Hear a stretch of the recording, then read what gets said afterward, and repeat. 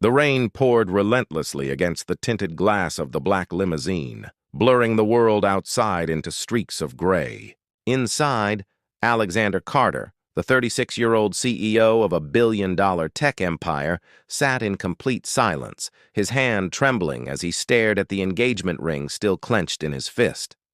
Just hours ago, he had been standing at the altar, waiting for the woman he thought he would spend the rest of his life with. But instead of wedding bells, he'd received a single text that shattered everything. "I can't do this, Alex. I'm sorry." The car stopped at a red light near a rundown hospital. His chest tightened, and a wave of dizziness swept over him. The anxiety attacks had grown worse since his father's passing. His only family, the man who'd taught him how to fight for everything, was gone. His fiancée leaving was just the final blow. His driver glanced at him through the mirror, concern etched on his face. "Sir, are you okay?" Alexander didn't answer. He just whispered, almost to himself, "I don't want to be alone right now."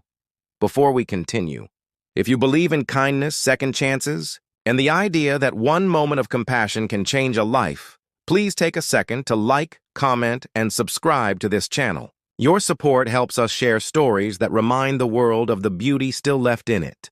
When the car stopped in front of the hospital, Alexander got out without saying a word. The air smelled of damp concrete and despair.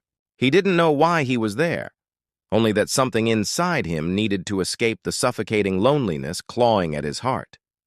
As he walked toward the entrance, he saw a young woman sitting on the hospital steps, soaked to the bone, clutching a sleeping child wrapped in a faded pink blanket. She looked exhausted, her face pale and her eyes red from crying.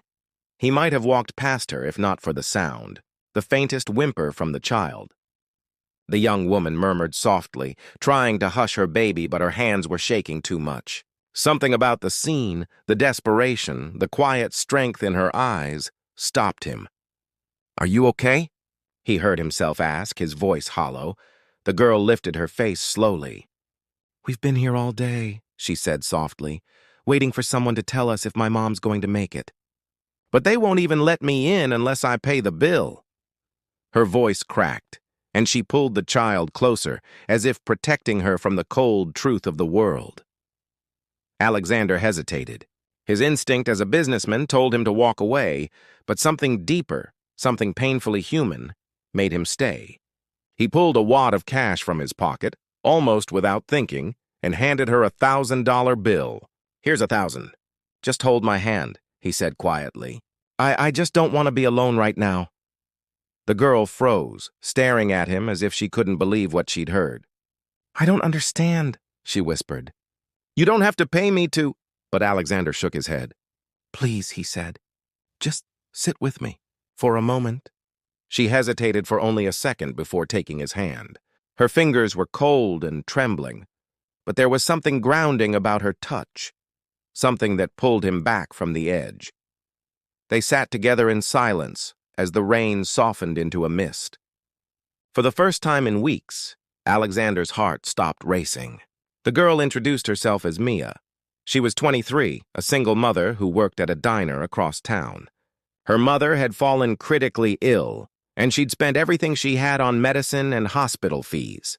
Now she had nothing left, not even enough for the cab ride home. As she spoke, Alexander listened, not as a CEO or a man used to power, but as a broken soul hearing another's pain. The way she talked about fighting every day for her child, about smiling even when she was falling apart inside, hit something deep within him. "You're stronger than you think," he said quietly. She smiled faintly. "No, I just don't have a choice." Her honesty disarmed him. He realized that for years he'd lived behind walls. Money, success, status, all built to protect himself from ever being vulnerable again. Yet here she was, with nothing, and somehow she was more alive than he'd ever been. When her phone rang, Mia's face went pale. She stepped aside to answer, her voice breaking as she said, "Yes, doctor?" Then her knees gave out. Alexander rushed to catch her. Between sobs, she whispered, "She's gone! My mom's gone." Something inside Alexander shattered too. He didn't say a word. He just pulled her close and held her as she wept into his chest, her tears soaking through his expensive suit. For that moment, titles and wealth meant nothing. They were just two lonely people holding on to each other in a world that had been unbearably cruel. Hours later, when her daughter began to stir, Mia gently laid her down on the bench. Alexander noticed how tenderly she cared for the child, how even in grief she smiled softly so her little girl wouldn't see her pain. That simple act broke him in ways he couldn't explain. He asked where she lived, and when she told him it was miles away, he offered to drive her home. She hesitated but finally agreed. Her home was a tiny one-room apartment above a bakery. The wallpaper peeled off and the smell of damp plaster filled the air. She placed her daughter gently on the bed and whispered a lullaby, her voice trembling but warm. Alexander watched quietly. Something about the way she carried her burdens, without complaint, without bitterness, made him rethink everything he thought he knew about strength. When he left that night, he slipped a business card under a jar by her door with a note. "If you ever need help, anything, call me." Days turned into weeks. Alexander found himself unable to forget her. He attended meetings, signed contracts, smiled at investors, but his thoughts always drifted back to that girl in the rain and the way her hand had steadied his. Finally, one evening, he drove back to the diner she worked at.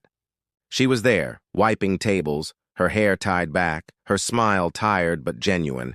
She was surprised to see him, but greeted him kindly. "Coffee?" she asked. He nodded.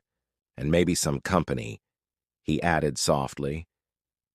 They talked for hours, about life, loss, and little things that didn't matter but somehow did. She told him about her dreams of becoming a nurse, about wanting to help others the way the hospital had helped her mother, even if they couldn't save her. He listened, really listened, and something began to shift in him.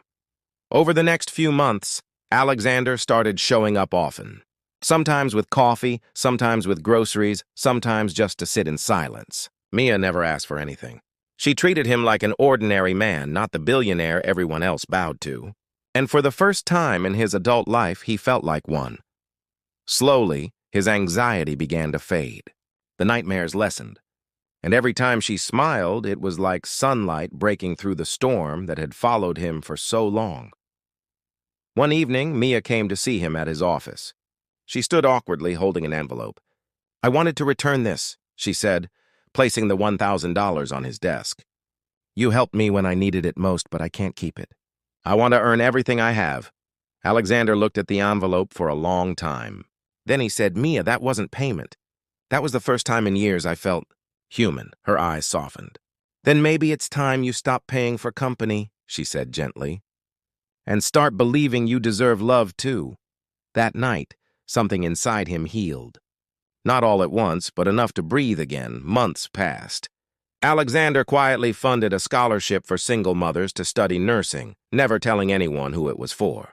One morning, as he stood outside the hospital, he saw Mia again. This time in a white uniform, holding her daughter's hand, smiling at the sky. She had become a nurse. When she saw him, she walked over, tears glimmering in her eyes. "You did this, didn't you?" she whispered. He shook his head.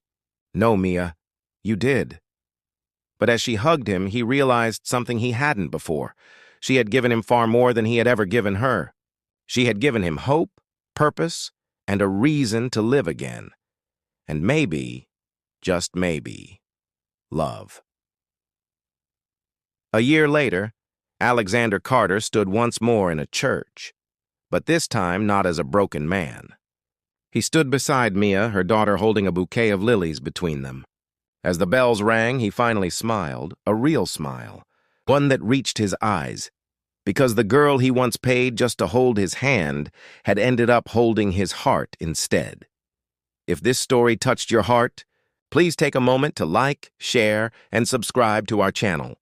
Your support helps us keep telling stories that remind us all that compassion can heal even the deepest wounds. Before you go, tell us in the comments. Would you have stopped for that girl in the rain or walked away like most people would? Moral. Sometimes the smallest act of kindness, just holding someone's hand, can change two lives forever. You never know whose broken heart your compassion might heal, even your own.